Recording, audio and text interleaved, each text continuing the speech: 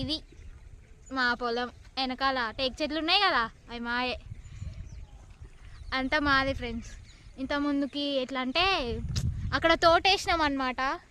కాకపోతే ఇప్పుడు పొలం చేసినాం. అన్ని చెట్లు ఉండడం వల్ల, కోతులు అవన్నీ రావడం వల్ల దొంగతనాలు జరుగుతాయి ఫ్రెండ్స్. మా ఊర్లో టేక్ పువ్వు దొంగతనం చేస్తారు. మాకు దక్కనియరు, అసలుకి మాకు దక్కనియరు నిజంగా.